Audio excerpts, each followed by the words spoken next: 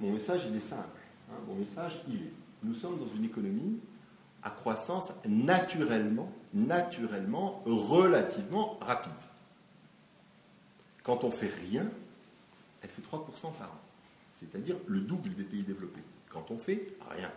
Les années 90. Quand on est en roue libre, qu'on est à la fin d'un système, qu'on est à la fin d'un règne, qu'on est en bout de course et en roue libre, on fait 3%. Quand on met les mains dans le cambouis, qu'on gère le gouvernement, qu'on prend des décisions, qu'on arbitre au quotidien, qu'on met du foncier public à disposition, qu'on met des plans volontaristes, et que l'environnement externe n'est pas perturbé, que nos clients fonctionnent normalement, on gagne 2 points, 2 points et demi, 3 points de croissance, sans problème. Donc le déficit budgétaire, qui est un outil de déclenchement de dynamique d'investissement public, le déficit budgétaire, quand il passe de 3% du PIB à 5% du PIB, une année, voire 2 années, voire 3 années, et je vous laisse faire les calculs, ça n'a pas de grande importance. Ça stabilise la dette en pourcentage du PIB. Pourvu que vous ayez un excédent primaire de votre budget, ce qui est largement le cas au Maroc, pourvu que vous ayez un excédent primaire des recettes ordinaires sur les dépenses ordinaires du budget, vous n'avez aucun problème pour servir les intérêts de la dette, pour investir, et ensuite vous réglez votre investissement sur la taille du déficit budgétaire que vous voulez. Et ça n'a pas grande importance. Que la dette soit à 47% du PIB, ou qu'elle soit comme elle le sera dans 1 an et demi à 52% du PIB, ce n'est pas fondamental. Ce qui compte, c'est la dette, ce n'est pas le déficit budgétaire. Le déficit budgétaire, c'est une photographie d'une année. La dette, c'est le stock de tous les déficits budgétaires de l'histoire. N'est-ce pas? Donc, ce qui compte, c'est la dette, ce n'est pas le déficit budgétaire. Maintenant que les effets du déficit de la balance des paiements fait qu'il y a des dirhams qui sortent en euros, plus que des euros qui rentrent en dirhams, et fait que les liquidités se tendent dans l'économie par sortie de liquidités vers le reste du monde, si vous voulez, eh bien, en théorie, l'État pourrait parfois avoir des difficultés à se financer en dirhams au jour le jour sur le marché des capitaux. Un déficit de 3%, c'est donc 24 milliards de dirhams. Un déficit de 5% du PIB, c'est donc 40 milliards de dirhams, n'est-ce pas? Donc, les 25 milliards de dirhams de trop théorique sur le déficit pourrait avoir des difficultés. Très honnêtement, en théorie, oui. Mais très honnêtement, ce n'est pas vécu aujourd'hui par l'État. Mais en théorie, tu as tout à fait raison. Je parle au niveau des entreprises. C'est un risque. Parce qu'il y a, des problèmes de liquidité bancaire. Dans le crédit crunch, en fait. Un crédit crunch, effectivement. Alors, au niveau des entreprises, je demande à voir qu'est-ce qui provient du changement d'habitude, du changement d'attitude cyclique des banquiers, n'est-ce pas? Qui, en haut de cycle, alors que le cycle va se retourner demain, ils sont euphoriques et détendus, n'est-ce pas? Et en bas de cycle, ils sont l'immobilier, non, le tourisme à Marrakech, non, les stations Azur, non, les hôtels, non, d'accord? Donc les banquiers, ils ont une attitude cyclique. Ils ont un comportement cyclique. Serrage de vis, desserrage de vis, serrage de vis, desserrage de vis. Donc qu'est-ce qui, dans les difficultés d'obtention de crédit, est lié à la liquidité? Qu'est-ce qui est lié au comportement cyclique habituel des banquiers entre le bas de cycle et le haut de cycle des cycles économiques? Je ne sais pas. La question à poser à des banquiers, c'est de leur dire, est-ce qu'une bonne entreprise a du mal à se financer ou pas? Vous avez un problème de liquidité, quand je viens vous voir avec un projet qui tient la route raisonnable et un entrepreneur et un homme qui le présente qui tient la route et raisonnable, est-ce que c'est difficile de le financer ou là, c'est pas de problème? Et ça nous répondrait sur les tensions de liquidité. Non, mais ça veut dire qu'il y a quand même un volume de liquidité disponible. Donc si l'État vient de manière beaucoup plus importante, ça peut avoir qu'un impact, surtout dans le contexte d'une baisse des réserves de change, d'avoir plus de difficultés pour les entreprises, ou alors doivent payer des taux plus élevés pour pouvoir se financer. Oui. Donc, dit taux plus élevés, ça a un impact sur la croissance. Mais on ne le voit pas beaucoup. Mais on risque de le voir. On risque de le voir. J'ai juste dit on ne le voit pas beaucoup. Tu as raison, mais on ne le voit pas encore beaucoup. Mais c'est un risque sérieux, n'est-ce pas? Le problème du moment, c'est que nous avons une devise bloquée, un taux de change bloqué, qui ne permet pas d'ajuster les déséquilibres des échanges extérieurs, et nous avons 5 ans de retard dans la construction des usines. Quand je dis usines, mettez des guillemets autour du mot usine, des usines exportatrices. Les usines exportatrices, c'est le tourisme, ce sont les hôtels, c'est l'offshoring, c'est l'automobile, l'électronique et tous les grands métiers mondiaux du Maroc qui sont développés les uns après les autres, Inch'Allah.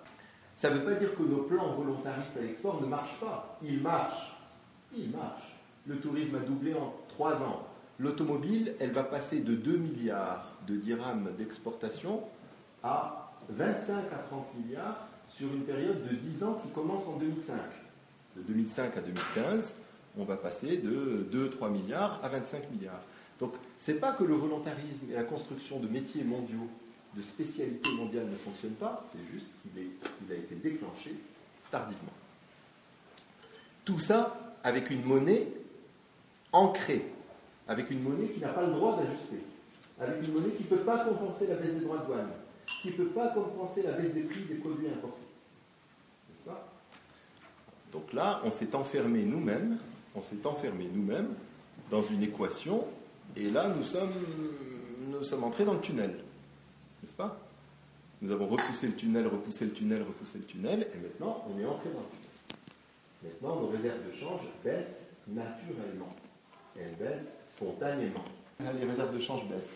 180 milliards, 170 milliards, 160 milliards. Il reste 5 mois. Je les ramène à 170 milliards, 160, 150, 140, l'année d'après.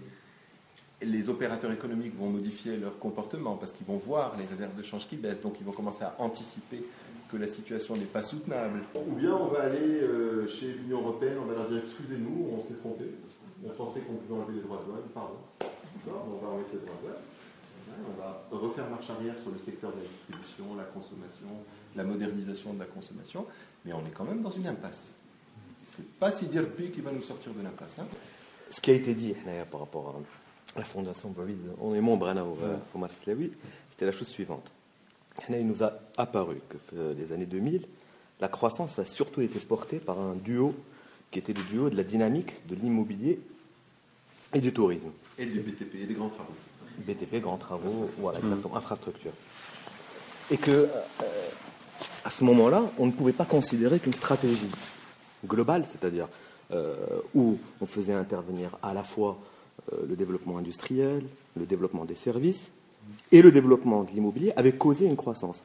On disait qu'il n'y avait qu'un silo qui avait fonctionné et que, par absence justement d'une vraie gouvernance et une vraie concertation, on n'avait pas fait, on va dire, allumer les feux d'elle, chacun de ces silos en même temps. Donc les 6 autres métiers. Les 6 autres métiers mondiaux, les services, etc. Parce que ce qu'il faut constater aussi, c'est que, si Adil l'a dit, 2005, Émergence a été initiée. Ce n'est qu'en 2007 qu'il y a eu la signature avec Renault. Après, ça met du temps à se mettre en branle. Le ministre Chani est le premier vrai ministre qui met en œuvre Émergence, il y a quand même. Hein. Voilà. Donc ça a été signé en 2005, ça a été conçu en 2000, mis dans un tiroir, déclenché en 2005 et mis en œuvre vraiment très bien tous les jours, à part l'offshoring qui a démarré dès 2005-2006, qui a démarré dès 2005-2006 après Émergence. Il y a eu les réunions avec la direction des impôts, il a fallu changer la fiscalité des centres offshore, après Émergence, mais avant Ahmed Chami. Sinon, tout le reste, c'est le ministre actuel qui a commencé à le mettre en branle. Oui, donc la politique économique était pas inexistante, mais insuffisante. Il n'y avait pas suffisamment de silos. En retard. Et chaque chose met du temps à se mettre en branle. Quand vous appuyez sur un bouton, ça met 3 ans peut-être, à ce qu'on commence à voir les choses sortir. Et la crainte qu'avait aussi exprimée la Fondation, puisqu'on a parlé de la Fondation, Omar, toi aussi tu corriges, hein, c'était que il y a eu une euphorie, effectivement, les années 2000, il y a eu une euphorie parce que justement on tournait à des taux de croissance qui étaient autour de 5-6%, et qu'il nous semblait qu'en fait on avait appuyé très fort sur un levier qui était le levier de l'immobilier. On regarde aujourd'hui le cas d'Espagne. L'Espagne, qui a vécu pendant 10-15 ans justement sur un boom d'immobilier et du tourisme, aujourd'hui se retrouve dans une situation où elle n'a pas de levier alternatif pour pouvoir redémarrer. Et donc là, on se disait, attention, le Maroc, quand il développe aujourd'hui une stratégie, par exemple, de métier mondial, aujourd'hui, du fait de la mondialisation, Adil l'a dit tout à l'heure, il parlait de la division du travail mondial, il y a aussi une autre chose qui est explicitée aujourd'hui par la mondialisation, c'est que tous les pays émergents font comme le Maroc aussi. C'est-à-dire que quand nous, on développe un métier mondial, il y a d'autres pays qui développent des métiers mondiaux et qu'on est rentré dans une compétition. Et qu'aujourd'hui, tous les retards d'allumage qu'on vit pour mettre en place et en œuvre une politique sectorielle, c'est autant de retard qu'on perd par rapport à d'autres compétiteurs. Quelques données qu'il faut avoir en tête. Premièrement, au Maroc, il y a N partis. 35, 26, ce que vous voulez. Il y a N partis. Voilà, N.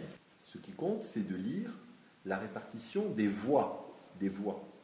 Pas des sièges. Pas des sièges, des voix. Quand vous lisez la répartition des voix aux élections, c'est déjà une répartition de pays relativement mature. C'est-à-dire que les grands partis au Maroc, les grands partis, font 17%, 18%, 19% des voix. Ce qui va. Vous verrez au premier tour de l'élection présidentielle française, le premier candidat, on verra combien il fera. Il fera 22, ou 23, ou 24, ou 25. On n'est pas très très loin de ça. Aux élections, on arrive à 17. Les deux grands partis du moment, dont un n'est pas que du moment, les deux grands partis du moment font environ 17% des voix. Ensuite, le mode de conversion des voix en sièges au Parlement, c'est une équation arithmétique. Cette équation, on en fait ce qu'on veut. C'est une règle du jeu. Si l'on voulait avoir une gouvernance serrée dans les gouvernements, on ferait une formule mathématique de conversion des voix en sièges qui donne une majorité au Parlement à deux partis. Avec 30% des voix, vous auriez 50% des sièges. Vous n'avez aucune difficulté à le faire. Je vais vous illustrer ça par un exemple qu'on ne met pas assez souvent en avant. Dans les élections communales, machine nationale, dans les élections communales en France, le premier parti, celui qui arrive premier avec 20%, celui qui arrive premier avec 20%, on lui donne 50% des sièges, juste parce qu'il est premier. On lui dit, monsieur, pour gouverner la ville, voilà 50% des sièges du conseil municipal. Et l'autre 50%, on le répartit au prorata des voix des autres. Pourquoi? Parce qu'on veut donner la majorité au premier, ça fait on lui dit, tu as gagné, allez, tu gères. Là au Maroc, non. Tu as 17% des voix, tu as 17% des sièges. D'accord. Donc tant que c'est comme ça, et ce n'est pas un hasard si c'est comme ça, les gouvernements restent des gouvernements de coalition. Nous avons des gouvernements avec 5 partis, 6 partis au gouvernement qui sont emmerdants à gérer et lourds à gérer, mais gérables. Mais ce n'est pas une excuse. Ce n'est pas une excuse.